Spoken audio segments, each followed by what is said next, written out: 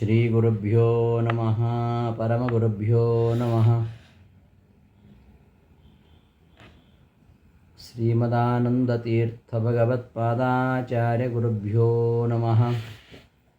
ವ್ಯಾಸಾಯ ಭವನಾಶಾಯ ಶ್ರೀಶಾಯ ಗುಣರಾಶಯೇ ಹೃದ್ಯಾಯ ಶುದ್ಧವಿದ್ಯಾಯ ಮಧ್ವಾಯ ಚ ನಮೋ ನಮಃ. ಅಭ್ರಮಂ ಭಂಗರಹಿತಂ ಅಜಡಂ ವಿಮಲಂ ಸದಾ ಆನಂದತೀರ್ಥಮತುಲಂ ಭಜೆ ತಾಪತ್ರಯಾಪಹಂ. ಶ್ರೀಮತೋ ರಾಘವೇಂದ್ರಸ್ಯ ನಮಾಮಿ ಪದಪಂಕಜೇ ಕಾಮಿತಾಶೇಷಕಲ್ಯಾಣಕಲನಾ ಕಲ್ಪಪಾದಪೌ ಅಜ್ಞಾನತಿಮಿರಚ್ಛೇದಂ ಬುದ್ಧಿಸಂಪತ್ಪ್ರದಾಯಕಂ ವಿಜ್ಞಾನವಿಮಲಂ ಶಾಂತಂ ವಿಜಯಾಖ್ಯಗುರುಂ ಭಜೆ. ತಪಸ್ವಾಧ್ಯಾಯಶುಶ್ರೂಷಾ ಕೃಷ್ಣಪೂಜಾರತಂ ಮುನಿಂ ವಿಶ್ವೇಶಮಿಷ್ಟದಂ ವಂದೇ ಪರಿವ್ರಾಟ್ ಚಕ್ರವರ್ತಿನಂ.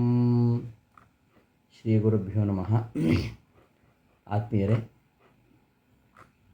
ಗೀತಾವೃತ್ತಿ ಪಾಠಕ್ಕೆ ಸುಸ್ವಾಗತ. ಭಗವದ್ಗೀತೆಯ 3ನೇ ಅಧ್ಯಾಯದ 16ನೇ ಶ್ಲೋಕ. ಬಹಿರಂತಶ್ಚ ಭೂತಾನಾಂ ಅಚರಂ ಚರಮೇವ ಚ ಸೂಕ್ಷ್ಮತ್ವಾತ್ ತದವಿಜ್ಞೇಯಂ ದೂರಸ್ಥಂ ಚ ಅಂತಿಕೇ ಚ ತತ್. ಆ ಜ್ಞೇಯವಾದ ವಸ್ತು ಅದರ ಆ ಪರಬ್ರಹ್ಮನ ಲಕ್ಷಣವನ್ನು ಹಿಂದಿನ ಶ್ಲೋಕಗಳಲ್ಲಿ ಹೇಳ್ತಾ ಆ ಲಕ್ಷಣವನ್ನೇ ಮುಂದುವರಿಸ್ತಾ ಇದ್ದಾನೆ. ಆ ಬ್ರಹ್ಮ ಹೇಗಿದೆ ಅಂತಂದರೆ, ಬಹಿರಂತಶ್ಚ ಭೂತಾನಾಂ, ಭೂತಾನಾಂ ಬಹಿ ಅಂತಶ್ಚ ಅಂದರೆ ಎಲ್ಲ ಪ್ರಾಣಿಗಳ ಎಲ್ಲರ ಒಳಗೂ ಹೊರಗೂ ಇರುವಂಥದ್ದು ಅಂತ ಅರ್ಥ. ಮತ್ತು ಅಚರಂ ಯಾವುದೇ ವ್ಯತ್ಯಾಸವಿಲ್ಲದ್ದು, ಚರಮೇವಚ ಎಲ್ಲ ಕಡೆಯಲ್ಲೂ ಸಂಚರಿಸುವಂಥದ್ದು, ಸೂಕ್ಷ್ಮತ್ವಾತ್ ತದ್ ಅವಿಜ್ಞೇಯಂ ತತ್ ಆ ಬ್ರಹ್ಮ ಸೂಕ್ಷ್ಮತ್ವಾತ್ ಸೂಕ್ಷ್ಮವಾದ್ದರಿಂದ ಅದು ಅವಿಜ್ಞೇಯ, ಇಂದ್ರಿಯಗಳಿಗೆ ನಿಲುಕದೇ ಇರುವಂಥದ್ದು.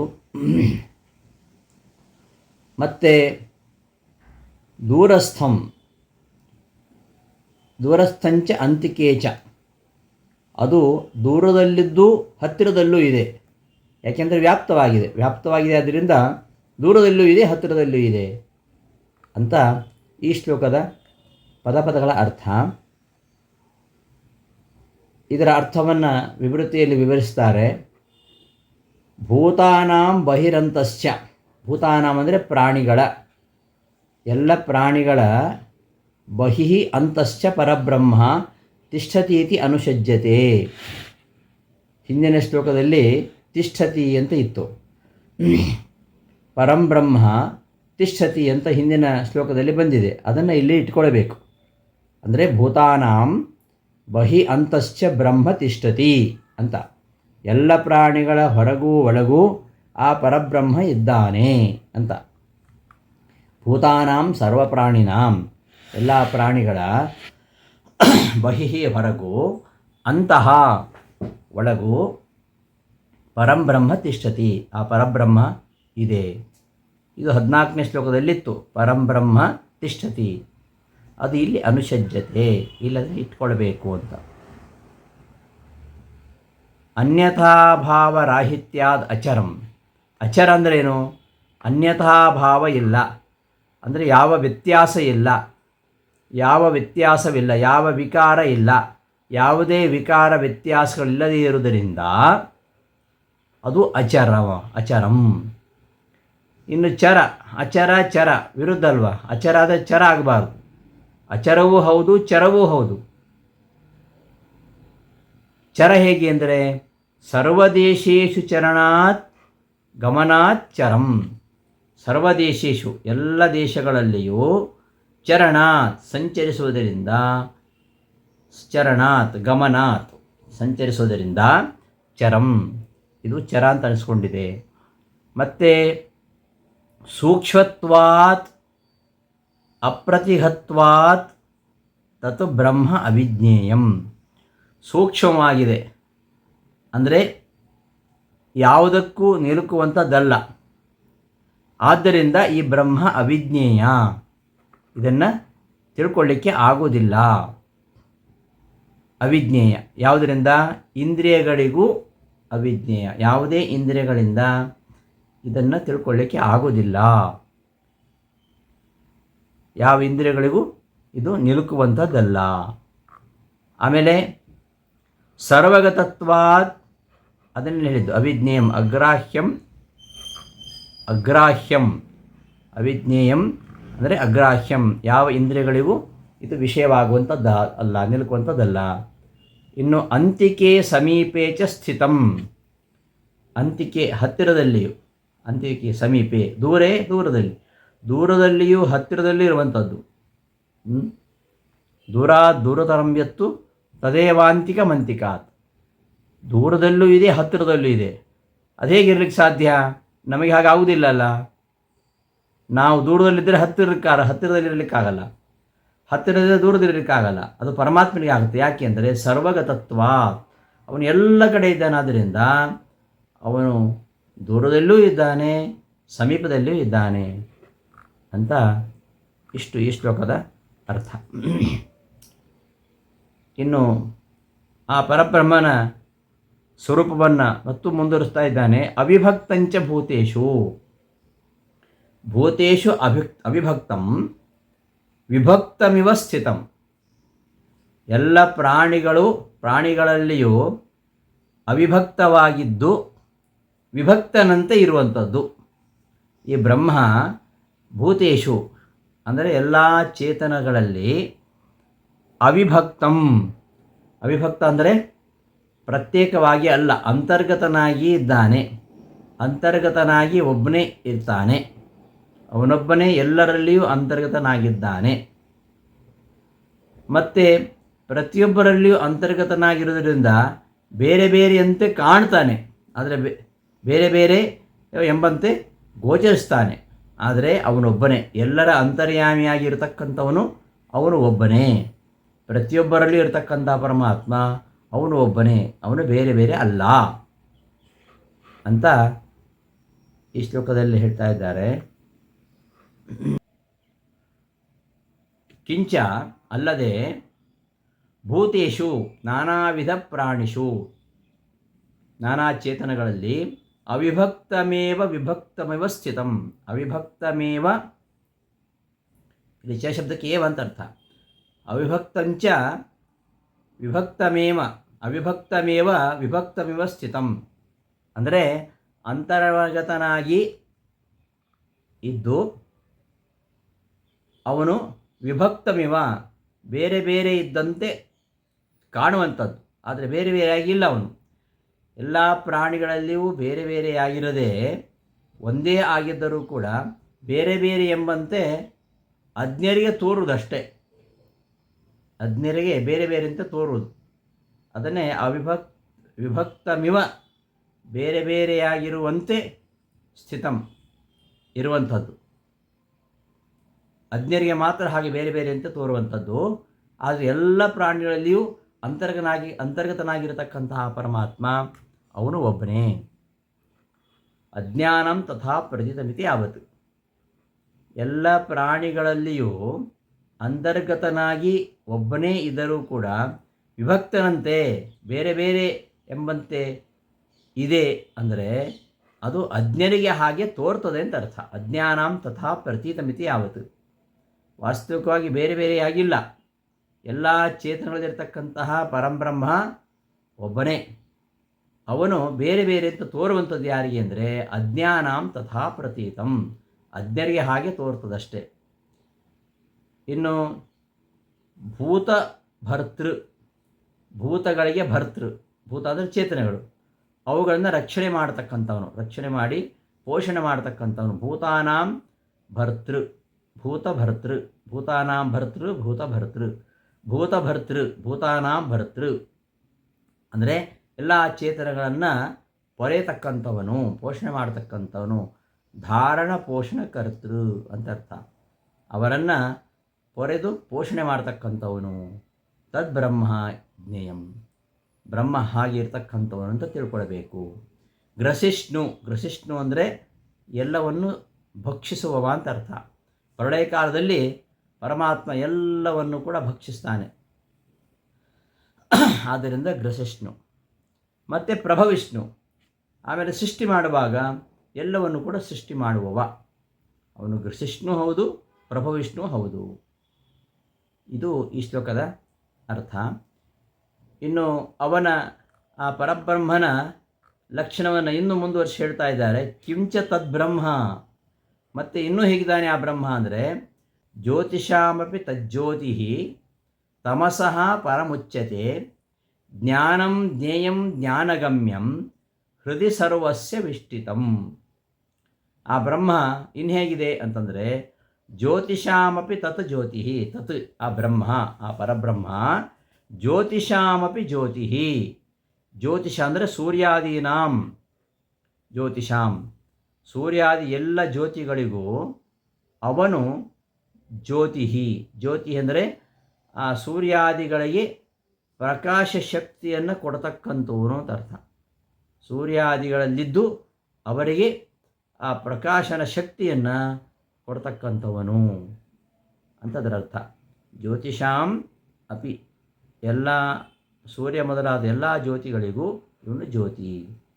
ಇನ್ನು ತಮಸ್ಸಃ ಪರಂ, ತಮಸ್ಸನ್ನು ಮೀರಿದುದು ಅಂತ ಅರ್ಥ.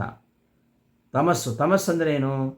ತಮಸ್ಸನ್ನು ಮೀರಿದುದು, ತಮಸ್ಸನ್ನು ಮೆಟ್ಟಿ ನಿಂತಿರುವಂಥದ್ದು, ತಮಸ್ಸನ್ನು ಮೀರಿ ನಿಂತಿರುವಂಥದ್ದು.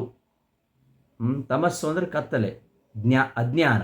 ಆ ಅಜ್ಞಾನವನ್ನು ಮೀರಿದು ಅಂದರೆ ಅದು ಜ್ಞಾನರೂಪ ಅಂತ ಅರ್ಥ.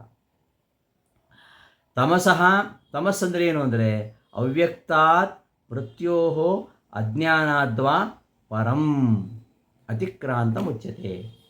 ತಮಸ್ ಶಬ್ದಕ್ಕೆ ಇಲ್ಲಿ ರಾಯರು 3 ಅರ್ಥ ಹೇಳ್ತಿದ್ದಾರೆ. ಒಂದು ಅವ್ಯಕ್ತ, ಪ್ರಕೃತಿ. ಅವ್ಯಕ್ತ ಅಂದರೆ ಪ್ರಕೃತಿ, ಪ್ರಕೃತಿಗಿಂತಲೂ ಇವನು ಪರ, ಪ್ರಕೃತಿಯನ್ನು ಮೀರಿ ನಿಂತವ ಅಂತ ಅರ್ಥ. ಮತ್ತು ಮೃತ್ಯೋ ಪರಂ, ಮೃತ್ಯುವಿಗಿಂತಲೂ ಪರ, ಮೃತ್ಯುವನ್ನು ಮೆಟ್ಟಿ ನಿಂತವ, ಮೀರಿ ನಿಂತವ, ಮೃತ್ಯುವನ್ನು ಮೀರಿ ನಿಂತವ, ಅತಿಕ್ರಮಿಸಿ ನಿಂತವ. ಹೀಗೆ ಪ್ರಕೃತಿ, ಮೃತ್ಯು, ಮತ್ತೊಂದು ಅಜ್ಞಾನ, ಇದಕ್ಕಿಂತಲೂ ಪರ. ಹೀಗೆ ಪ್ರಕೃತಿ, ಮೃತ್ಯು, ಅಜ್ಞಾನ ಈ 3 ಅತಿಕ್ರಮಿಸಿ ಆಚೆಗೆ ಇರುವಂಥದ್ದು ಅಂತ ಹೇಳಲ್ಪಡ್ತದೆ ಅಂತ. ತಮಸಃ ಅವ್ಯಕ್ತಾತ್ ಮೃತ್ಯೋ ಅಜ್ಞಾನಾದ್ವಾ, ಅವ್ಯಕ್ತಾತ್ ಪ್ರಕೃತಿಗಿಂತಲೂ, ಮೃತ್ಯೋ ಮೃತ್ಯುವಿಗಿಂತಲೂ, ಅಜ್ಞಾನಾತ್ ಅಜ್ಞಾನಕ್ಕಿಂತಲೂ ಪರಂ ಅದನ್ನು ಮೆಟ್ಟಿ ನಿಂತಿರುವಂಥದ್ದು, ಅತಿಕ್ರಾಂತಂ ಅದನ್ನು ಮೀರಿಸಿ ಇರುವಂಥದ್ದು ಅಂತ ಉಚ್ಯತೆ ಹೇಳಲ್ಪಡ್ತದೆ. ತಮಸಃ ಪರಸ್ತಾತ್ ಇತ್ಯಾದಿ ಶ್ರುತ ಇತ್ಯರ್ಥ. ತಮಸಃ ಪರಸ್ತಾತ್ ಇತ್ಯಾದಿ ಶ್ರುತಿಗಳಲ್ಲಿ ಇದೇ ವಿಚಾರವನ್ನು ಹೇಳಿರುವಂಥದ್ದು. ಜ್ಞಾನಂ ಪ್ರಕಾಶ ಸ್ವರೂಪಂ, ಜ್ಞೇಯಂ ಸ್ವೇನ ಜ್ಞಾತವ್ಯ ರೂಪಂ ಸ್ವಪ್ರಕಾಶಂ ಇತ್ಯರ್ಥ. ಜ್ಞಾನ ಅಂದ್ರೇನು? ಜ್ಞಾನ ಅಂದರೆ ಪ್ರಕಾಶ, ಪ್ರಕಾಶ ರೂಪ. ಜ್ಞೇಯ ಅಂದರೆ ತನ್ನಿಂದಲೇ ತಿಳಿಯಲ್ಪಡುವಂಥದ್ದು, ಅಂದರೆ ಸ್ವಪ್ರಕಾಶ, ತನ್ನನ್ನು ತಾನೇ ತಿಳಿದುಕೊಳ್ಳುವಂಥದ್ದು. ಪರಮಾತ್ಮ ಸ್ವಪ್ರಕಾಶ ಅಲ್ಲ, ಜೀವರು ಕೂಡ ಸ್ವಪ್ರಕಾಶ ಅಲ್ವಾ? ಅಂದರೆ ಜೀವರು ಸ್ವಪ್ರಕಾಶ ಹೌದು, ಪರಮಾತ್ಮನು ಸ್ವಪ್ರಕಾಶ, ಜೀವರು ಸ್ವಪ್ರಕಾಶ. ಆದರೆ ಜೀವರು ಸ್ವಪ್ರಕಾಶರಾಗಿದ್ದರೂ ಕೂಡ ಅವರ ಸ್ವಪ್ರಕಾಶತ್ವ ಅದು ಪರಮಾತ್ಮನ ಅಧೀನವಾಗಿದೆ. ಈ ಜೀವ ತಾನು ಯಾರನ್ನು ತಿಳ್ಕೊಳ್ಳಿಕ್ಕೆ ಆಗೋದಿಲ್ಲ, ಅವನು ಅದು ಪರಮಾತ್ಮನ ಅಧೀನ. ಆದರೆ ಪರಮಾತ್ಮನ ಸ್ವಪ್ರಕಾಶತ್ವ ಉಂಟಲ್ವಾ, ಅದು ಯಾರ ಅಧೀನವೂ ಅಲ್ಲ.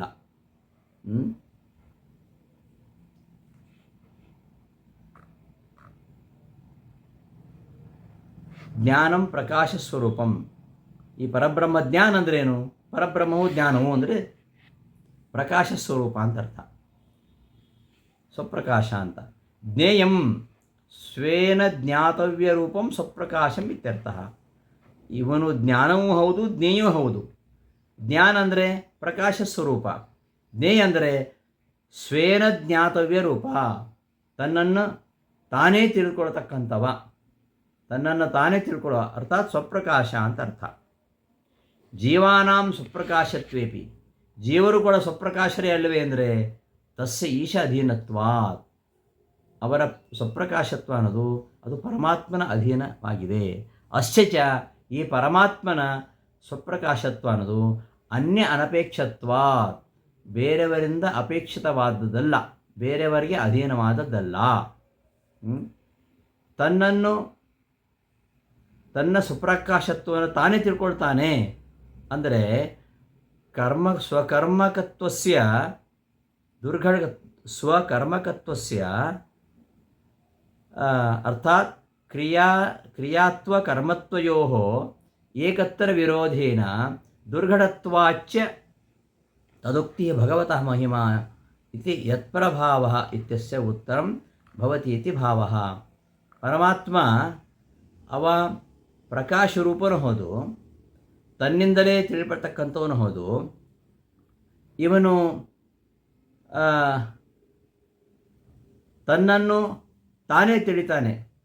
ಈ ಪರಬ್ರಹ್ಮನ ಸ್ವಪ್ರಕಾಶತ್ವ ಅದು ಯಾರ ಅಧೀನವೂ ಅಲ್ಲ ಅಂತ ಹೇಳುವಾಗ ಅಲ್ಲಿ ಕ್ರಿಯೆಯು ಒಂದೇ ಕರ್ಮವೂ ಒಂದೇ ಅಂತ ಆಯ್ತಲ್ಲ. ತನ್ನನ್ನು ತಾನೇ ತಿಳಿಯುವುದು, ತಿಳಿದ್ಯಾರು? ತಿಳಿಯುವ ಕ್ರಿಯೆ ಅದು ಪರಮಾತ್ಮನದ್ದು. ಯಾರನ್ನು ತಿಳಿಯುವುದು? ತನ್ನನ್ನೇ ತಿಳಿಯುವುದು. ಕರ್ಮಕ್ರಿಯೆ ಒಂದೇ ಆಯ್ತಲ್ಲ ಅಂತಂದರೆ ಅದು ಅವನಿಗೆ ಸಾಧ್ಯ ಇದೆ ಅಂತ. ಆ ದುರ್ಘಟ ಪ್ರಕಾಶತ್ವ ಅದು ಅವನಿಗೆ ಅಸಾಧ್ಯವಾದ ಯಾವುದೂ ಇಲ್ಲ. ಅವನದು ಅಚಿಂತ್ಯ ಶಕ್ತಿ, ಅಚಿಂತ್ಯವಾಗಿರತಕ್ಕಂತಹ ದುರ್ಘಟ ಸ್ವಪ್ರಕಾಶತ್ವ. ಬೇರೆ ಕಡೆ ಇದು ಇರುವುದಿಲ್ಲ. ಈ ಕರ್ತೃತ್ವ, ಕ್ರಿಯಾ ಮತ್ತು ಕರ್ಮತ್ವ, ಕ್ರಿಯೆನೇ ಬೇರೆ, ಕರ್ಮವೇ ಬೇರೆ, ಕರ್ತೃವೇ ಬೇರೆ.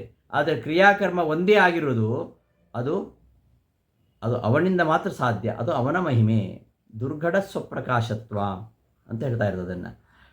ದುರ್ಘಟತ್ವಾತ್ ಸ್ವಕರ್ಮಕತ್ವಸ್ಯ, ಸ್ವಕರ್ಮಕತ್ವ, ಕ್ರಿಯೆ ಮತ್ತು ಕರ್ಮ ಇವೆರಡೂ ಕೂಡ ಒಂದೇ ಕಡೆ ಇರುವಂಥದ್ದಲ್ಲ. ದುರ್ಘಟತ್ವ ತದುಕ್ತಿ. ಹಾಗಾದರೆ ಇವನಲ್ಲಿ ಹೇಗಿದೆ ಅಂದರೆ ಭಗವತಃ ಮಹಿಮಾ, ಅದು ಪರಮಾತ್ಮನ ಮಹಿಮೆ. ಇತಿ ಯತ್ಪ್ರಭಾವ ಇತ್ಯ ಸೂತ್ರಂ. ಪರಮಾತ್ಮನ ಪ್ರಭಾವ ಎಂಥದ್ದು ಅಂತ ಪ್ರಶ್ನೆ ಬಂದಿತ್ತು ಹಿಂದೆ. ಈ ಪ್ರಕೃತಿಯನ್ನು ಪ್ರವರ್ತಿಸ್ತಕ್ಕಂತಹ ಏನು ವಸ್ತು ಇದೆ ಪರಬ್ರಹ್ಮ, ಅದರ ಪ್ರಭಾವ ಎಂಥದ್ದು ಅನ್ನೋದಕ್ಕೆ ಇದೇ ಪ್ರಭಾವ. ಯಾವುದು ಘಟಿಸುವುದಿಲ್ಲವೋ ಅದನ್ನು ಘಟಿಸುವಂತಹ ಶಕ್ತಿ ಅದು ಇರುವಂಥದ್ದು ಅದು ಪರಮಾತ್ಮನೇ ಮಾತ್ರ. ಯತ್ ಪ್ರಭಾವ, ಅವನ ಪ್ರಭಾವ ಎಂಥದ್ದು ಅಂದರೆ ವಿರುದ್ಧವಾಗಿರುವಂಥದ್ದು ಕೂಡ. ಕ್ರಿಯಾಕರ್ಮತ್ವಗಳು ಒಂದೇ ಕಡೆ ಇರುವಂಥದ್ದು ವಿರುದ್ಧ, ಆದರೆ ಒಂದೇ ಕಡೆ ಇರೋದು ವಿರುದ್ಧವಾಗಿದ್ದರೂ ಕೂಡ ಅದು ಅವನಲ್ಲಿ ಕೊಡುತ್ತೆ. ಯಾಕೆಂದರೆ ಅಂಥ ಒಂದು ಶಕ್ತಿ, ಅಂಥ ಒಂದು ಮಹಿಮೆ, ಅಂಥ ಒಂದು ಪ್ರಭಾವ ಅವನಲ್ಲಿದೆ ಅಂತ ಅರ್ಥ. ಇನ್ನು ಜ್ಞಾನಗಮ್ಯಂ,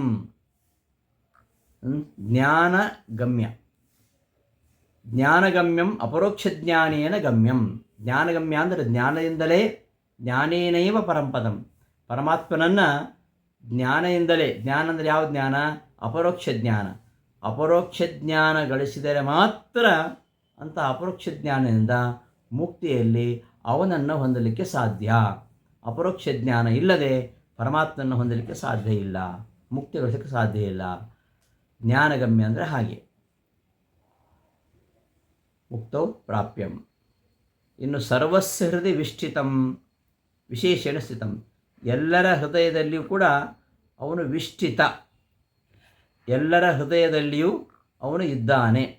ಪ್ರತಿಯೊಬ್ಬರ ಹೃದಯದಲ್ಲಿಯೂ, ಪ್ರತಿಯೊಬ್ಬ ಜೀವರ ಹೃದಯದಲ್ಲಿಯೂ ವಿಷ್ಠಿತ, ಸ್ಥಿತ, ವಿಷ್ಠಿತ, ವಿಪುಸಕ ಸೇರಿ ವಿಷ್ಠಿತ ಅಂತಾಗುತ್ತೆ. ಎಲ್ಲರ ಹೃದಯದಲ್ಲಿಯೂ ಅವನು ಇದ್ದಾನೆ ಅಂತ ಅದರ ಅಭಿಪ್ರಾಯ.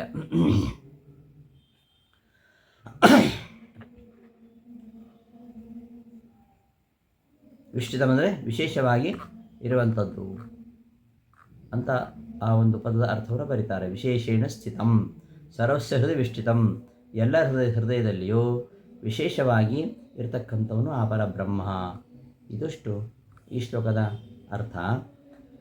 ಸರ್ವಗತತ್ವೇನ ದೂರಸ್ಥಂ ಅಂತಿಕೆ ಚ ತತ್ ಸರ್ವಮಾವೃತ್ಯ ತಿಷ್ಠತಿ ಇತ್ಯುಕ್ತೋಪಿ ಹೃದಯ ಅಲ್ಪದೇಶೇ ಸ್ಥಿತ್ಯುಕ್ತಿ ಯುಕ್ತ. ಓಂ ಅರ್ಭಕೌಹಸ್ತ್ವಾತ್ ತದ್ವ್ಯಪದೇಶಾಚ್ಚ ನ ಇತಿ ಚೇನ್ನ ನಿಚಾಯತ್ವಾದೇವಂ ವ್ಯೋಮವಚ್ಚ ಓಂ ಓಂ ಅನ್ಯಭಾವ ವ್ಯಾವೃತ್ತೇಶ್ಚ ಇತ್ಯಾದಿ ಸೂತ್ರೇಣ ಅನುರೂಪೇಣ ಅವಸ್ಥಿತೇ ಮುಕ್ತತ್ವಾತ್ ಅತಯೇವ ಚರವಿತ್ಯುಕ್ತಿ ಅಪಿ ಉಪಪನ್ನ ಇತಿ ಭಾವಃ. ಇಲ್ಲಿ ಸರ್ವಗತವಾಗಿದೆ ಪರಬ್ರಹ್ಮ, ಸರ್ವಗತವೂ ಆಗಿದೆ, ಎಲ್ಲರ ಹೃದಯದಲ್ಲೂ ಇದೆ. ಇಲ್ಲಿ ಬ್ರಹ್ಮ ಸರ್ವಗತ ಅಂತಾದ್ದರಿಂದ ದೂರಸ್ಥಂ ಅಂತಿಗೆ ಅಂತ ಹೇಳಿದ್ದಲ್ಲಿ ಸರ್ವಗತನಾದ್ದರಿಂದ ದೂರದಲ್ಲೂ ಇದ್ದಾನೆ, ಹತ್ತಿರದಲ್ಲೂ ಇದ್ದಾನೆ ಅಂತ. ಮತ್ತೆ ಸರ್ವಮಾವೃತ್ಯ ತಿಷ್ಠತಿ, ಎಲ್ಲವನ್ನು ಆವರಿಸಿ ನಿಂತೆ ಅಂತ ಬಂತು ಹಿಂದೆ 14ನೇ ಶ್ಲೋಕದಲ್ಲಿ. ಎಲ್ಲವನ್ನು ಆವರಿಸಿ ಇದು ನಿಂತಿದೆ ಅಂದರೆ ಹೃದಯವೆಂಬ ಅಲ್ಪ ಪ್ರದೇಶದಲ್ಲೂ ಕೂಡ ಇದೆ ಅಂತಾಯಿತು. ಎಲ್ಲ ಕಡೆಯೂ ಇದೆ, ಎಲ್ಲವನ್ನು ಆವರಿಸಿ ಇದು ಇದೆ ಅಂದರೆ ಇದು ಹೃದಯ ಅಲ್ಪದೇಶ, ಹೃದಯದಲ್ಲಿಯೂ ಕೂಡ ಇದು ಇದೆ ಎಂಬುದು ಯುಕ್ತ. ಅದನ್ನೇ ಈ ಸೂತ್ರಗಳಲ್ಲಿ, ಬ್ರಹ್ಮಸೂತ್ರಗಳಲ್ಲಿ ನಿರೂಪಣೆ ಮಾಡಿದ್ದಾರೆ.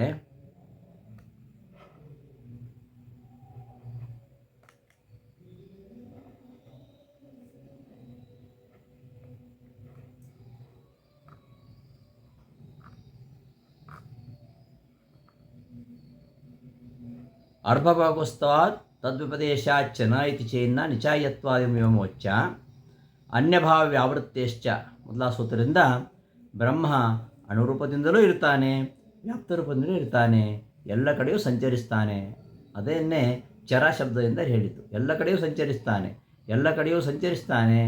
ಅವನು ಎಲ್ಲವನ್ನು ವ್ಯಾಪಿಸಿ ಇದ್ದಾನೆ, ಅಲ್ಪ ಪ್ರದೇಶದಲ್ಲಿ ಅಣುರೂಪದಿಂದ ಇದ್ದಾನೆ ಅಂತ ಹೇಳಿದ್ದು ಸರಿ ಆಯಿತು. ಇತಿ ಕ್ಷೇತ್ರಂ ತಥಾ ಜ್ಞಾನಂ ಜ್ಞೇಯಂ ಚೋಕ್ತಂ ಸಮಾಸತಃ ಮದ್ಭಕ್ತ ಏತದ್ವಿಜ್ಞಾಯ ಮದ್ಭಾವಾಯೋಪಪದ್ಯತೆ. ಹೀಗೆ ಕ್ಷೇತ್ರ ಯಾವುದು, ಜ್ಞಾನ ಯಾವುದು, ಜ್ಞಾನ ಸಾಧನ ಯಾವುದು, ಜ್ಞೇಯವಾದದ್ದು ಯಾವುದು, ಇದೆಲ್ಲವನ್ನು ಕೂಡ ಸಂಕ್ಷೇಪವಾಗಿ ಹೇಳಿದ್ದೇನೆ. ಇದನ್ನು ತಿಳಿದುಕೊಂಡು ನನ್ನ ಭಕ್ತ ಮೋಕ್ಷಕ್ಕೆ ಅರ್ಹನಾಗ್ತಾನೆ ಅಂತ ಈ ಶ್ಲೋಕದಲ್ಲಿ ಹೇಳ್ತಿದ್ದಾನೆ. ಇತಿ ಹೀಗೆ, ಕ್ಷೇತ್ರಂ ಕ್ಷೇತ್ರ, ತಥಾ ಹಾಗೆಯೇ, ಜ್ಞಾನಂ ಜ್ಞಾನವು,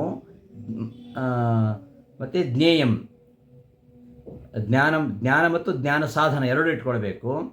ಜ್ಞೇಯಂ ಜ್ಞೇಯವಾಗಿರುವಂಥದ್ದು, ಇದೆಲ್ಲವನ್ನು ಕೂಡ ಸಮಾಸತಃ ಉಕ್ತಂ ಸಂಕ್ಷೇಪವಾಗಿ ನನ್ನಿಂದ ಹೇಳಲ್ಪಟ್ಟಿದೆ. ಮದ್ಭಕ್ತ ಯಾರು ನನ್ನ ಭಕ್ತನಿದ್ದಾನೋ ಅವನು ಏತತ ವಿಜ್ಞಾಯ ಇದನ್ನು ತಿಳಿದು ಮದ್ಭಾವಾಯ ಮೋಕ್ಷಕ್ಕೋಸ್ಕರವಾಗಿ ಅವನು ಉಪಪದ್ಯತೆ ಅರ್ಹನಾಗ್ತಾನೆ. ಹಿಂದೆ ಇಷ್ಟು ಶ್ಲೋಕಗಳಲ್ಲಿ ಬ್ರಹ್ಮನ ಸ್ವರೂಪ ಹಾಗೂ ಕ್ಷೇತ್ರ ಅಂದರೆ ಯಾವುದು, ಜ್ಞಾನ ಸಾಧನೆ ಯಾವುದು, ಜ್ಞಾನ ಯಾವುದು, ಮತ್ತು ಜ್ಞೇಯ ಯಾವುದು, ಇದೆಲ್ಲವನ್ನು ಹೇಳಿದ ವಿಷಯವನ್ನು ಉಪಸಂಹಾರ ಮಾಡಲಿಕ್ಕೆ ಹೊರಟಿದ್ದಾನೆ ಕೃಷ್ಣ. ತಜ್ಞಾನಂ ಸ್ತೌತಿ, ಉಪಸಂಹಾರ ಮಾಡಿ ಆ ಜ್ಞಾನವನ್ನು ಸ್ತೌತಿ. ಇಂತಹ ಜ್ಞಾನವನ್ನು ಗಳಿಸಿದರೆ, ಯಾವ ಜ್ಞಾನ, ಕ್ಷೇತ್ರ ಜ್ಞಾನ ಜ್ಞೇಯ ಇವೆಲ್ಲವನ್ನು ನಾನು ಹೇಳಿದ್ದೇನೆ. ಇದನ್ನು ಯಾರು ತಿಳ್ಕೊಳ್ತಾನೋ ಅವನಿಗೆ ಸಿಗತಕ್ಕಂತಹ ಲಾಭ ಏನು, ಪ್ರಯೋಜನ ಏನು ಅಂತ ಸ್ತೋತ್ರ ಮಾಡ್ತಾ ಇದ್ದಾನೆ, ಹೊಗಳ್ತಾ ಇದ್ದಾರೆ. ಇಂತಹ ಜ್ಞಾನವನ್ನು ಗಳಿಸಿದರೆ ಏನು ಪ್ರಯೋಜನ ಅಂದರೆ ಅದು ಮದ್ಭಾವಾಯ ಉಪಪದ್ಯತೆ, ಅವನು ಮೋಕ್ಷವನ್ನು ಗಳಿಸ್ತಾನೆ. ಮಹಾಭೂತಾನಿ ಇತ್ಯಾದಿನ ಕ್ಷೇತ್ರಂ, ಎಲ್ಲೆಲ್ಲಿ ಯಾವ್ಯಾವ್ದು ಹೇಳಿದ್ದು ಎಂಬುದನ್ನು ರಾಯರು ವಿವರಿಸ್ತಾರೆ. ಯಾವ್ಯಾವ ಶ್ಲೋಕದಲ್ಲಿ ಮಹಾಭೂತಾನ್ಯ ಅಹಂಕಾರ ಅಲ್ಲಿ ಕ್ಷೇತ್ರದ ಬಗ್ಗೆ ಹೇಳಿದ್ದು. ಇಚ್ಛಾ ದ್ವೇಷ ಇತ್ಯಾದಿನ ತದ್ ವಿಕಾರಶ್ಚ ಇತ್ಯಪಿ ಗ್ರಾಹ್ಯಂ. ಜ್ಞಾನಶಬ್ದ ಅತ್ರ ಜ್ಞಪ್ತಿತ ತತ್ಸಾಧನ ಉಭಯಪರಃ. ಜ್ಞಾನ ಶಬ್ದಕ್ಕೆ ಜ್ಞಾನ ಮತ್ತು ಜ್ಞಾನ ಸಾಧನ ಅಂತ ಎರಡು ಇಟ್ಕೊಳ್ಬೇಕು ಅಂತ ಅಲ್ಲಿ ಹಿಂದೆ ವಿವರಿಸಿದ್ದಾರೆ. ಇನ್ನು ಜ್ಞಾನ ಸಾಧನ ಯಾವುದು ಅಂದರೆ ಅಮಾನಿತ್ವಂ ಇತ್ಯಾದಿನ, ಅಮಾನಿತ್ವಂ ಅದಂಭತ್ತ ಅಲ್ಲಿ ಹೇಳಿರತಕ್ಕಂತಹ ಶ್ಲೋಕಗಳ ಮೂಲಕವಾಗಿ ಜ್ಞಾನ ಸಾಧನ, ತತ್ವಜ್ಞಾನಾರ್ದರ್ಶನಂ ಎಂಬಲ್ಲಿ ಹೇಳ್ತಕ್ಕಂತಹ ಭಗವಂತನ ಅಪರೋಕ್ಷ ಜ್ಞಪ್ತಿ, ಇವೆಲ್ಲವನ್ನು ಕೂಡ ಉಕ್ತಂ, ಇದೆಲ್ಲವೂ ನಾನು ಹೇಳಿದ್ದೇನೆ. ಉಕ್ತಂ ಸಮಾಸದ ಉಕ್ತಂ, ಸಂಕ್ಷೇಪವಾಗಿ ನನ್ನಲ್ಲಿ ಹೇಳಲ್ಪಟ್ಟಿದೆ. ಎಲ್ಲೆಲ್ಲಿ ಹೇಳಲ್ಪಟ್ಟಿದೆ ಎಂಬುದನ್ನು ರಾಯರಲ್ಲಿ ಅದನ್ನು ನೆನಪಿಸ್ತಿದ್ದಾರೆ. ಮಹಾಭೂತಾನಿ ಎಂಬಲ್ಲಿ ಮಹಾಭೂತಾನ್ಯಹಂಕಾರ ಇತ್ಯಾದಿನ ಶ್ಲೋಕದಿಂದ ಕ್ಷೇತ್ರವನ್ನು ಇಚ್ಛಾದ್ವೇಷ ಇತ್ಯಾದಿನ ತದ್ ವಿಕಾರಶ್ಚ ಇತ್ಯಪಿ, ಇಚ್ಛಾದ್ವೇಷ ಇತ್ಯಾದಿಯಿಂದ ತದ್ ವಿಕಾರವನ್ನು ಜ್ಞಾನ ಶಬ್ದ ಅದು ಜ್ಞಪ್ತಿ ಮತ್ತು ತತ್ಸಾಧನ, ಅದು ಹಿಂದೆ ಹೇಳಿದರು. ಜ್ಞಪ್ತಿ ಮತ್ತು ತತ್ಸಾಧನ ಎರಡನ್ನೂ ಕೂಡ ಹೇಳ್ತಾ ಇದೆ. ಅಮಾನಿತ್ವಂ ಇತ್ಯಾದಿನ ಜ್ಞಾನ ಸಾಧನಸ್ಯ, ಅಮಾನಿತ್ವಂ ಅದಂಬಸ್ಯ ಎಂಬಲ್ಲಿ ಜ್ಞಾನ ಸಾಧನ, ತತ್ವಜ್ಞಾನ ದರ್ಶನಂ ಎಂಬಲ್ಲಿ ಭಗವಂತನ ಅಪರೋಕ್ಷ ಜ್ಞಾನ, ಇವೆಲ್ಲವನ್ನು ಕೂಡ ನಾನು ಸಂಕ್ಷೇಪವಾಗಿ ಹೇಳಿದ್ದೇನೆ. ಜ್ಞೇಯಂ ಯತ್ತತ್ ಇತ್ಯಾದಿನ ಜ್ಞೇಯಂಚ ಉಕ್ತಂ, ಜ್ಞೇಯಂ ಯತ್ತತ್ ಎಂಬ ಶ್ಲೋಕದಲ್ಲಿ ಜ್ಞೇಯವಾಗಿರುವಂಥದ್ದು ಯಾವುದು ಅದೆಲ್ಲವನ್ನು ಕೂಡ ನಾನು ಹೇಳಿದ್ದೇನೆ. ಹೇಗೆ ಹೇಳಿದ್ದೇನೆ? ಸಮಾಸತಃ, ಸಂಕ್ಷೇಪವಾಗಿ ಹೇಳಿದ್ದೇನೆ. ಅದನ್ನು ತಿಳಿದು ಮದ್ಭಾವಾಯ ಮಯಿ ಸ್ಥಿತೆಯೇ, ಮದ್ಭಾವಾಯ ಅಂದರೆ ನನ್ನಲ್ಲಿ ಇರಲಿಕ್ಕೆ, ನನ್ನನ್ನು ಹೊಂದಲಿಕ್ಕೆ ಅಂತ ಅರ್ಥ.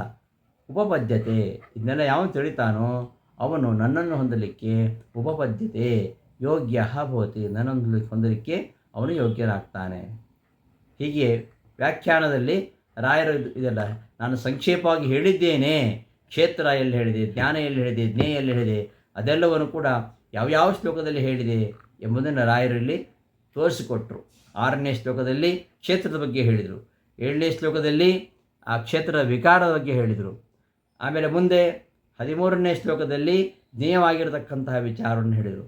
ಹೀಗೆ ಈ ಎಲ್ಲ ವಿಚಾರವನ್ನು ನಾನು ಹೇಳಿದ್ದೇನೆ ಸಂಕ್ಷೇಪವಾಗಿ. ಅದನ್ನು ಯಾವನು ತಿಳಿತಾನೋ ಅವನು ಮೋಕ್ಷಕ್ಕೆ ಅರ್ಹನಾಗ್ತಾನೆ ಅಂತ ಇಷ್ಟು ವಿಚಾರವನ್ನು ಇಲ್ಲಿ ಹೇಳಿದ ಮೇಲೆ ಒಂದು ಪ್ರಶ್ನೆ ಬರುತ್ತೆ. ಇಲ್ಲಿ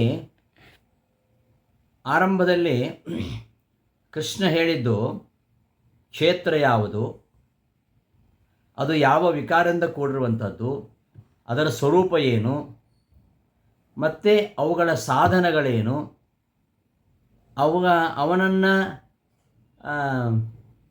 ಅವನು ಯಾರು, ಈ ಕ್ಷೇತ್ರವನ್ನು ಪ್ರೇರಣೆ ಮಾಡ್ತಕ್ಕಂಥವನು ಯಾರು, ಅವನ ಸ್ವರೂಪ ಎಂಥದ್ದು, ಅವನ ಪ್ರಭಾವ ಏನು, ಅವನನ್ನು ಹೇಗೆ ತಿಳಿಬೇಕು, ಈ ಕ್ರಮದಲ್ಲಿ ಹೇಳಬೇಕಾಗಿತ್ತು. ಹಾಗೆ ಕೃಷ್ಣ ಇಲ್ಲಿ ಹೇಳಿಲ್ಲ, ವ್ಯತ್ಯಾಸ ಮಾಡಿದ್ದಾನೆ. ಪೌರ್ವಾಪರಿಯ ವ್ಯತ್ಯಾಸವಾಗಿದೆ. ಈಗ ಕ್ಷೇತ್ರ ವಿಚಾರ ಬಂತು. ಕ್ಷೇತ್ರ ಅಂದರೆ ಏನು, ಅದರ ಸ್ವರೂಪ ಏನು, ಅದು ವಿಕಾರವುಳ್ಳದ್ದು ಅಂತ ಹೇಳಿದ. ಅದರ ವಿಕಾರಗಳೇನು ಅದನ್ನು ಸರಿಯಾಗಿ ಹೇಳಿದ. ಕ್ಷೇತ್ರದ ಬಗ್ಗೆ ಮೊದಲು ಹೇಳಿದ. ಮಹಾಭೂತಾನ್ಯಹಂಕಾರ ಅಲ್ಲಿಂದ ಕ್ಷೇತ್ರದ ಬಗ್ಗೆ ಹೇಳಿದ.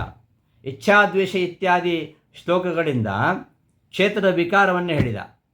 ಅದಾದಮೇಲೆ ಈ ಮುಂದೆ ಹೇಳಬೇಕಾಗಿದ್ದೇನು, ಇದನ್ನು ಈ ಕ್ಷೇತ್ರವನ್ನು, ಈ ಪ್ರಕೃತಿಯನ್ನು ಪ್ರವರ್ತಿಸೋ ಯಾರು, ಅವನ ಸ್ವರೂಪ ಎಂಥದ್ದು, ಅವನ ಸಾಮರ್ಥ್ಯ ಏನು, ಅದೆಲ್ಲ ಹೇಳಿ ಅವನನ್ನು ಹೇಗೆ ತಿಳ್ಕೊಳ್ಬೇಕು ಅಂತ ಕೊನೆಗೆ ಸಾಧನೆ ಹೇಳಬೇಕಿತ್ತು.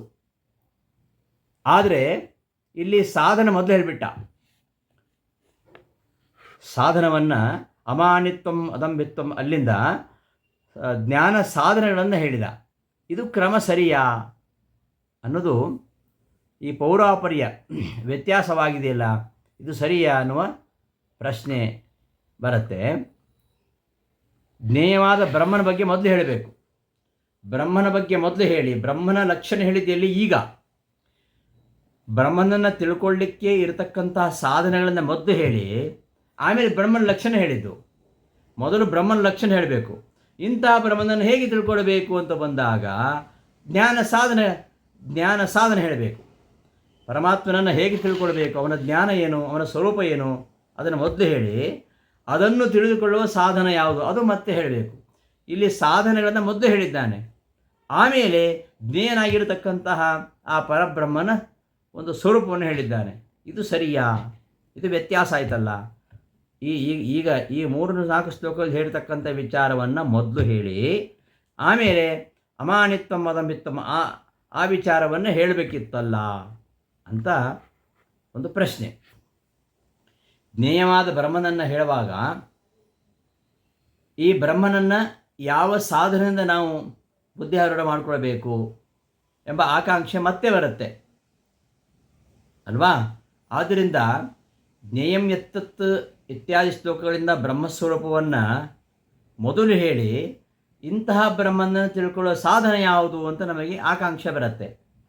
ಅದಾದ ಮೇಲೆ ಅಮಾನಿತ್ವಂ ಅದಂಭಿತ್ವಂ ಎಂಬ ಇತ್ಯಾದಿ ಶ್ಲೋಕಗಳಿಂದ ಆ ಬ್ರಹ್ಮಜ್ಞಾನ ಸಾಧನವನ್ನು ಹೇಳುವಂಥದ್ದು ಸರಿ. ಹಾಗಿದ್ದರೂ ಇಲ್ಲಿ ಜ್ಞಾನ ಸಾಧನಗಳು ಮತ್ತು ಕ್ಷೇತ್ರದ ವಿಕಾರಗಳು ಇವುಗಳನ್ನು ಹೇಳಿ ಆಯಿತು. ಹೇಳಿ ಆದಮೇಲೆ ಜ್ಞೇಯವಾಗಿರ್ತಕ್ಕಂಥ ವಸ್ತುವಿನ ಸ್ವರೂಪ ಹೇಳಬೇಕಿತ್ತು. ಅದಾದ ಮೇಲೆ ಸಾಧನಗಳನ್ನು ಹೇಳಬೇಕಿತ್ತು. ಇದು ವ್ಯತ್ಯಾಸ ಆಯ್ತಲ್ಲ. ಅಂದರೆ ಏನು ವ್ಯತ್ಯಾಸ ಇಲ್ಲ ಅಂತ ಹೇಳ್ತಾ ಇರೋದು. ಯಾಕೆಂದರೆ ಈಗ ಜ್ಞಾನ ಸಾಧನ ಮತ್ತೆ ಹೇಳಿದರೆ ಈ ಕ್ಷೇತ್ರದ ವಿಕಾರಗಳನ್ನು ಮೊದಲು ಹೇಳ್ತಾ ಇದ್ದ. ಕ್ಷೇತ್ರ ಸ್ವರೂಪ ಅದರ ವಿಕಾರಗಳು ಹೇಳಿ ಮತ್ತೆ ಈ ಜ್ಞೇಯವಾಗಿರತಕ್ಕಂತಹ ವಸ್ತುವಿನ ಬಗ್ಗೆ ಹೇಳಿ ಮತ್ತೆ ಜ್ಞಾನ ಸಾಧನೆ ಹೇಳಬೇಕು ಅಂತ ಈಗ ಪ್ರಶ್ನೆ ಬಂದಿರುವಂಥದ್ದು. ಆ ಕ್ರಮದಲ್ಲಿ ಹೇಳಬೇಕಿತ್ತು ಅಂತ. ಆ ಜ್ಞೇಯವಾದ ವಸ್ತುವಿನ ಲಕ್ಷಣ ಮೊದಲು ಹೇಳದೆ ಜ್ಞಾನದ ಸಾಧನ ಮೊದಲು ಹೇಳಿದ್ದು ಯಾಕೆ ಅಂತಂದರೆ, ಹೀಗೆ ಹೇಳದೆ ಹೋದರೆ ಏನಾಗ್ತಾ ಇತ್ತು ಅಂತಂದರೆ, ಇಲ್ಲಿ ಜ್ಞಾನ ಸಾಧನಗಳು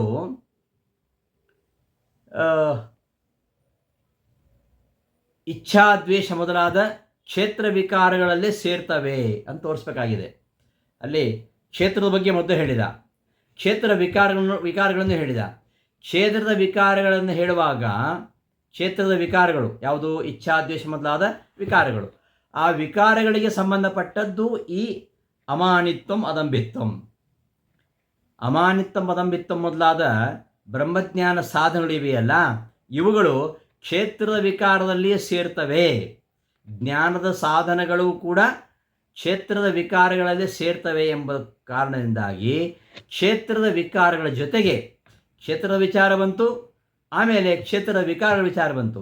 ಆ ಕ್ಷೇತ್ರದ ವಿಕಾರಗಳಿಗೆ ಸಂಬಂಧಪಟ್ಟದ್ದೇ ಈ ಅಮಾನಿತ್ವ ಮೊದಲಾದ ಜ್ಞಾನ ಸಾಧನಗಳಾದ್ದರಿಂದ ಇವುಗಳು ಅವುಗಳಿಗೆ ಸೇರಿದ್ದು ಎಂಬುದನ್ನು ತಿಳಿಸೋಕ್ಕೋಸ್ಕರವಾಗಿ ಅವುಗಳ ಒಟ್ಟಿಗೆ ಹೇಳಿತು. ವಾಸ್ತವಿಕವಾಗಿ ಅದೇ ಕ್ರಮದಲ್ಲಿ ಹೇಳಬೇಕಿತ್ತು. ಕ್ಷೇತ್ರದ ವಿಕಾರಗಳು, ಆಮೇಲೆ ಜ್ಞೇಯವಾಗಿರ್ತಕ್ಕಂತಹ ವಸ್ತು, ಅದರ ಸ್ವರೂಪ, ಅದಾದಮೇಲೆ ಅವನನ್ನು ತಿಳ್ಕೊಳ್ಬೇಕಾಗಿರ್ತಕ್ಕಂಥ ಸಾಧನ, ಅವುಗಳನ್ನು ಕೊನೆಗೆ ಹೇಳಬೇಕಿತ್ತು. ಆದರೆ ಕ್ಷೇತ್ರ ವಿಕಾರಗಳ ಜೊತೆಗೆ ಹೇಳಿದ್ದು ಯಾಕೆ ಅಂದರೆ, ಕ್ಷೇತ್ರ ವಿಕಾರಗಳಲ್ಲಿಯೇ ಈ ಜ್ಞಾನ ಸಾಧನಗಳು ಸೇರ್ತವೆ ಎಂಬುದನ್ನು ತಿಳಿಸ್ಲಿಕ್ಕೋಸ್ಕರವಾಗಿ. ಅಲ್ಲದೆ ಅಲ್ಲಿ ಯತ್ಪ್ರಭಾವ, ಯಾರ ಪ್ರಭಾವದಿಂದ, ಇದು ಯಾರಿಂದ ಪ್ರೇರಿಸಲ್ಪಡ್ತದೆ ಕ್ಷೇತ್ರ, ಅವನ ಪ್ರಭಾವ ಎಂಥದ್ದು, ಅದು ಮೊದಲೇ ಹೇಳಿಬಿಟ್ರೆ ಅದು ಒಂದು ಅಲೌಕಿಕವಾಗಿರತಕ್ಕಂಥ ವಿಷಯ. ಪರಮಾತ್ಮನ ಪ್ರಭಾವ, ಅವನು ಹೇಗೆ ಪ್ರೇರಣೆ ಮಾಡ್ತಾನೆ, ಇವೆಲ್ಲ ಅಲೌಕಿಕವಾಗಿರ್ತಕ್ಕಂತಹ ಪ್ರಮೇಯ ಮೊದಲೇ ಹೇಳಿಬಿಟ್ರೆ ಅವು ನಮಗೆ ಬುದ್ಧಿಯಾರೂಢ ಆಗುವುದಿಲ್ಲ. ಅದಕ್ಕೋಸ್ಕರವಾಗಿ ಅವುಗಳ ಬುದ್ಧಿಯಾರೂಢ ಆಗಲಿಕ್ಕೆ ಜ್ಞಾನ ಸಾಧನಗಳು ಬೇಕಾಗ್ತದೆ.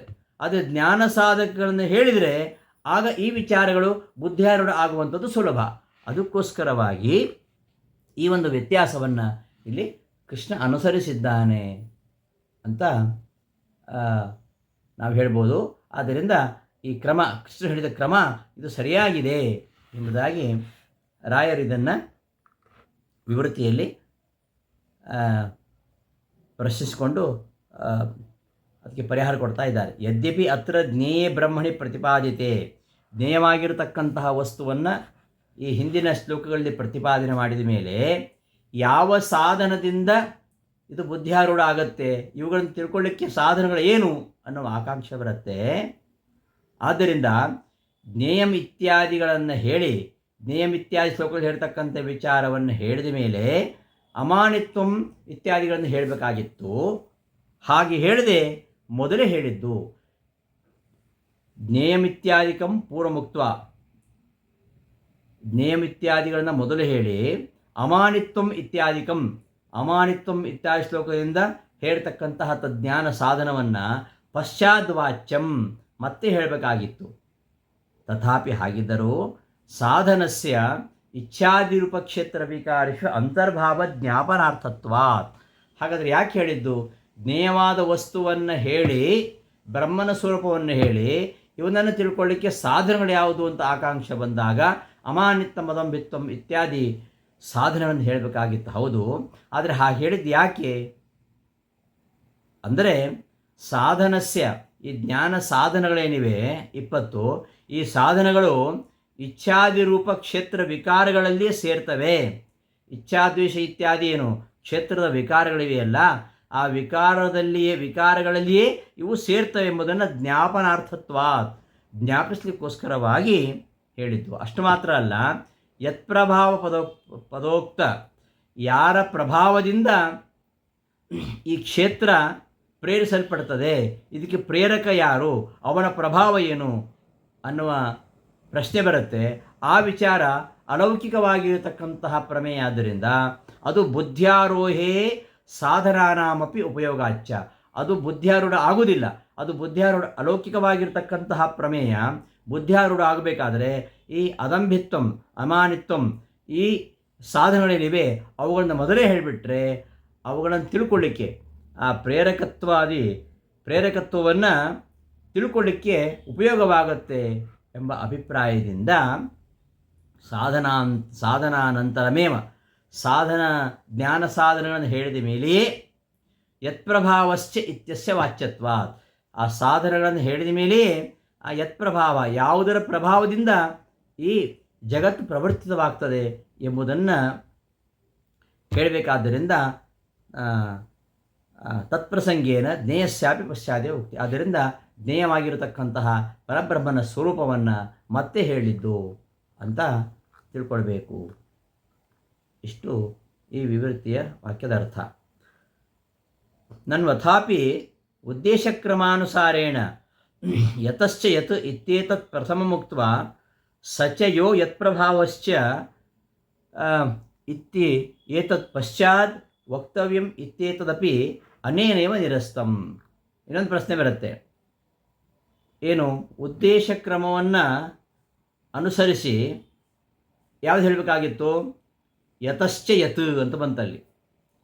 ಯಾವುದರಿಂದ ಇದು ಪ್ರೇರಿಸಲ್ಪಡ್ತದೆ, ಕ್ಷೇತ್ರ ಯಾವುದು, ಕ್ಷೇತ್ರದ ವಿಕಾರ ಏನು, ಇದು ಯಾವ ವಿಕಾರ ಉಳ್ಳದ್ದು, ಯತಶ್ಚ ಯತ್ ಯಾವುದರಿಂದ ಇದರ ಪ್ರವೃತ್ತಿ ಆಗತ್ತೆ ಎಂಬುದನ್ನು ಮೊದಲು ಹೇಳಿ, ಸಚಯೋ ಯತ್ ಪ್ರಭಾವಶ್ಚ ಅವನ ಸ್ವರೂಪ ಏನು, ಸಾಮರ್ಥ್ಯವೇನು ಎಂಬುದನ್ನು ಆಮೇಲೆ ಹೇಳಬೇಕಾಗಿತ್ತು.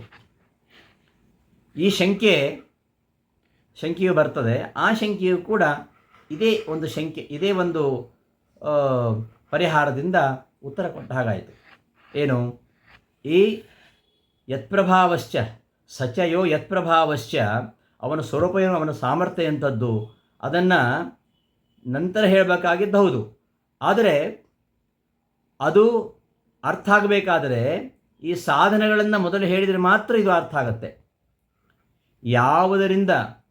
ಯಾರಿಂದ ಇದು ಪ್ರವೃತ್ತವಾಗತ್ತೆ ಎಂಬುದನ್ನು ಹೇಳಿ ಅದರ ಸ್ವರೂಪ ಏನು, ಅದರ ಸಾಮರ್ಥ್ಯ ಏನು ಎಂಬುದನ್ನು ಮತ್ತೆ ಹೇಳಬೇಕಾಗಿತ್ತು ಎಂಬ ಶಂಕೆಯು ಈ ಒಂದು ಉತ್ತರದಿಂದಲೇ ನಿರಸ್ತವಾಯಿತು ಅಂತ ಹೇಳ್ಬೋದು. ಯಾಕೆಂದರೆ ಕ್ಷೇತ್ರ ವಿಕಾರದಲ್ಲಿ ಇವುಗಳೆಲ್ಲ ಅಂತರ್ಭಾವ ಹೊಂದಿವೆ.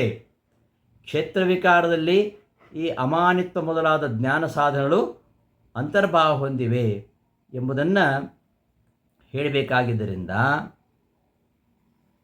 ಈ ಒಂದು ಪೌರ್ವಾಪರ್ಯ ವ್ಯತ್ಯಾಸ ಮಾಡಿ ಹೇಳಿದ್ದರಲ್ಲಿ ಏನು ತಪ್ಪಿಲ್ಲ ಅಂತದರ ಅರ್ಥ.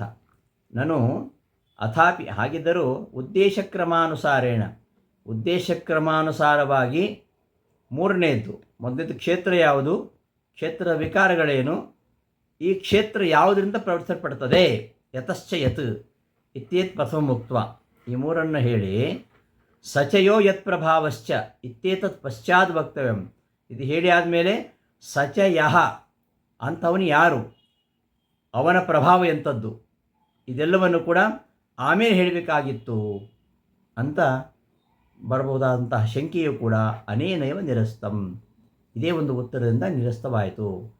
ವಿಕಾರಾಂತರ್ಭಾವ ಜ್ಞಾಪನಾಯ, ಇವೆಲ್ಲ ವಿಕಾರದಲ್ಲಿಯೇ, ಈ ಪ್ರಕೃತಿಯ ವಿಕಾರವಾಗಿರತಕ್ಕಂತಹ ಇಚ್ಛಾದ್ವೇಷಾದಿಗಳಲ್ಲಿಯೇ ಇವುಗಳು ಸೇರ್ತವೆ ಎಂಬುದನ್ನು ತಿಳಿಸ್ಲಿಕ್ಕೋಸ್ಕರವಾಗಿ ಇತ್ಯಾದ್ಯುಕ್ತಂ ಯುಕ್ತಿ ಅನಂತರಂ ಅಮಾನಿತ್ವಾದೇ ಸಚಯೋ ಯತ್ ಪ್ರಭಾವಶ್ಚ ಇತ್ಯುಕ್ತಸ್ಯ ವಾಚ್ಯತ್ವಾತ್ ಬಹುತ್ವಾಚ್ಯ ಸಚಯೋ ಯತ್ ಪ್ರಭಾವಶ್ಚ ಇತ್ಯೇತದು ಉಕ್ತ್ಯಪೇಕ್ಷೆಯ ಯತಶ್ಚ ಯದಿತ್ಯೇ ಇತ್ಯೇತದ್ ಉಕ್ತೇಃ ಅಲ್ಪತ್ವಾತ್ ಸರ್ವೋಕ್ತಿ ಅನಂತರಮೇವ ಪಶ್ಚಾತ್ ಯತಶ್ಚ ಯದಿ ಇದು ತಸ್ಯ ಉಕ್ತಿಃ.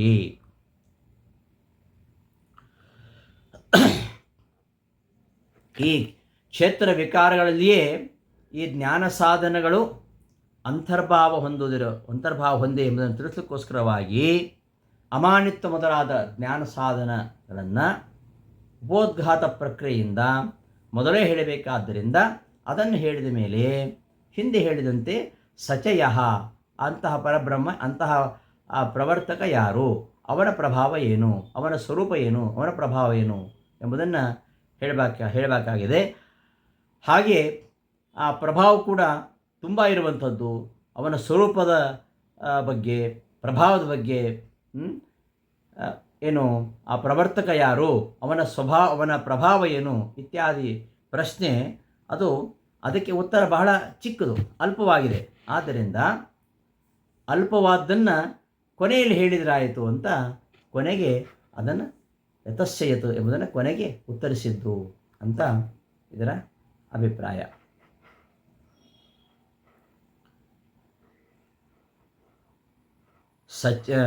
ಸಚಯಃ ಯತ್ ಪ್ರಭಾವಶ್ಚ, ಈ ಒಂದು ಕ್ಷೇತ್ರದ ವಿಕಾರದಲ್ಲಿಯೇ ಇವುಗಳು ಅಂತರ್ಭಾವ ಹೊಂತವೆ, ಯಾವುದು ಅಮಾನಿತ್ವಾದಿ ಸಾಧನೆಗಳು ಎಂಬುದನ್ನು ಹೇಳಬೇಕಾಗಿತ್ತು.